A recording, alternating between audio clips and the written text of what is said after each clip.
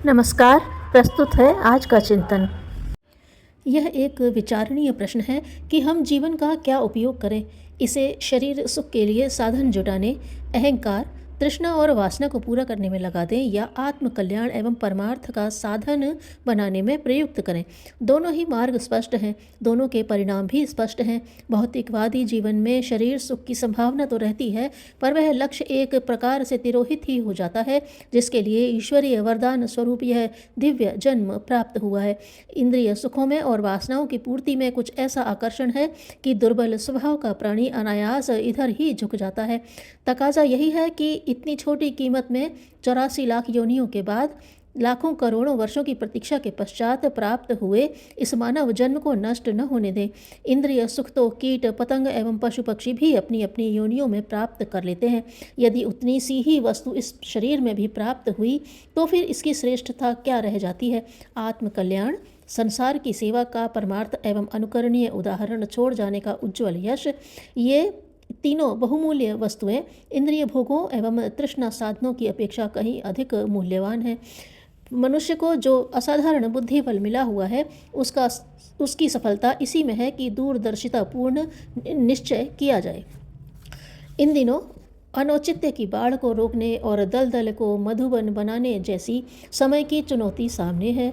विनाश के तांडव को रोकना और विकास का उल्लास भरा सरंजाम जुटाना ऐसा ही है जैसी खाई को पाटना भर ही नहीं, वरन उस स्थान पर ऊंची मीनार खड़ी करने जैसा दोहरा पराक्रम। इसे प्रवाह को उलटना ही नहीं, उल्टे को उलटकर सीधा करना भी कह सकते हैं। यूँ मनुष्य ही असंभव को संभव कर दिखाते हैं, पर उसके लिए कटिबद्ध होना ही नहीं, अपने को क्षमता संपन्न सिद्ध करके दिखाना दोहरे पराक्रम का काम है। प्रवाह को और अधिक उत्तेजित कर देना सरल है, पर उसे उलटकर सृजन की दिशा में योजनाबद्ध रूप से नियोजित कर सकना ऐसा है जिसकी आशा विश्वकर्माओं से ही की जा सकती है। उन्हीं के लिए दसों दिशाओं से पुकार उठ रही है। उन्हीं को खोज निकालने या नए सिरे से ढालने के लिए समय मचल रहा है। बड़े काम आखिर बड़ों के बिना कर ही कौन सकेगा। उपाय एक ही शेष रह जाता है कि ऐसी प्रतिभाएं नए सिरे से उभरें जो अपना निज का आदर्श प्रस्तुत करते हुए सिद्ध करें कि सही मार्ग पर चलना न तो घाटे का सौदा है, न असंभव और अव्यवहारिक। अपना उदाहरण प्रस्तुत करना ही एकमात्र ऐसा उपाय अभी शेष है जिसके आधार पर आदर्श अपनाने के लिए लोगों को सहमत एवं प्रोत्साहित किया जा सकता है।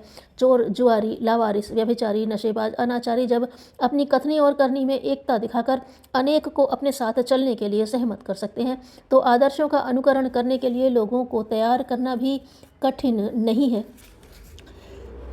भूखे प्यासे साधु के मन ने कहा, काया को कष्ट क्यों देते हो, किसी से भीख मांग लो। साधु अभी एक और मुड़ने ही वाले थे कि आत्मा बोली, जिससे मांगोगे वह भी तुम्हारे जैसा ही होगा, तुम स्वयं क्यों नहीं कमा लेते। मन ने कहा, तुम तो तपस्वी हो, अपरिग्रही हो, तुम्हें कमाना नहीं चाहिए।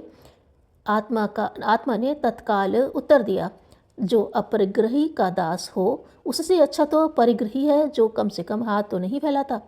साधु ने आत्मा की बात सुनी और उस दिन से साधना उपासना के साथ स्वावलंबी जीवन का अभ्यास भी आरंभ कर दिया।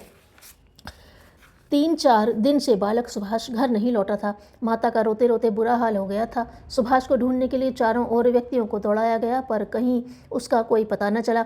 एक दिन बालक सुभाष ने चुपचाप पीछे से आकर अपनी माता की आंख मूंद ली। माता ने अपने बेटे का स्पर्श पहचान लिया और पूछा, इतने दिन कहाँ रहे बेटा। सुभाष ने मुस्कुराते हुए उत्तर दिया, पास के गांव में हैजा फैला था, इतने दिन उन बीमारों की सेवा में ही लगा रहा। सिकंदर को एक असाध्य बीमारी हुई। उसका मरण निश्चित मानकर कोई चिकित्सक बदनामी की वजह से दवा देने का साहस नहीं कर रहा था। इस असमंजस भरी परिस्थिति में सिकंदर के एक स्वामी भक्त नौकर फिलिप ने दवा बनाई और उसे अच्छा हो जाने का आश्वासन दिया।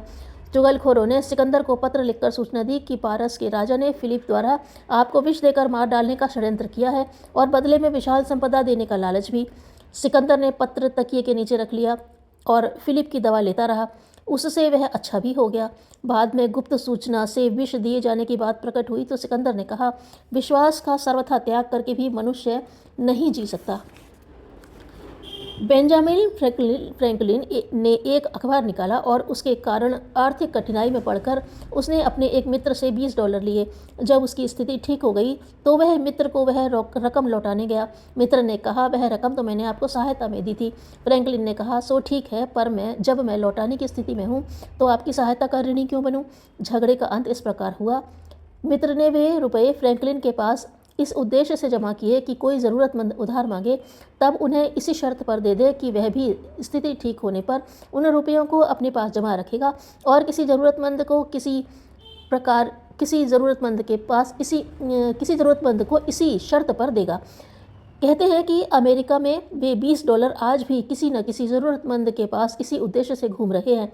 आवश्यकता के समय दूसरों की सहायता ली जा सकती है, पर यह ध्यान रखना चाहिए कि समय होते ही वह सहायता किसी अन्य ज़रूरतमंद को लौटा दी जाए। सहायता के साथ जो दान वृत्ति जुड़ी हुई है वह दोहरा कर्ज है, उसको चुकाना एक विशिष्ट नैतिक कर्तव्य है। समय अमूल्य है। समय को जिसने बिना सोचे समझे खर्च कर दिया वह जीवन पूंजी भी यूं ही गंवा देता है। यह पूंजी अपने आप खर्च होती है। आप कृपण बनकर उसे सोने चांदी की सिक्कों की तरह जोड़ कर नहीं रख सकते। यह गतिवान है और आप अपनी अन्य संपदाओं की तरह इस पर अधिकार नहीं जमा सकते। आपका उस पर स्वामित्व वहीं तक रहता है कि आप उसका सदुपयोग कर लें। अपनी इस प्राकृतिक धरोहर का अधिकांश मनुष्य समुचित सदुपयोग नहीं करते। बचपन में इतना ज्ञान नहीं होता, इसका उचित मूल्य समझें। खेल कूद तथा मित्रों व भाई बहन के साथ यूं ही इस संपदा को लुटाते चलते हैं। ये यौवन समय के वरदान के रूप में मिलता है। हमारा सारा वर्तमान भूत में बदलता जा रहा है और हमें यह मालूम भी नहीं पड़ता कि हमारे साथ हाथ से कितनी बहुमूल्य संपदा खो गई। पास से पैसा खर्च होता है, यह कहीं गिर जाता है तो मालूम भी होता है और उसका पश्चाताप भी होता है, लेकिन समय संपदा जब हमारे हाथ से निकल जाती है तो हमें न पता चलता है और न ही उसका रंज गम होता है।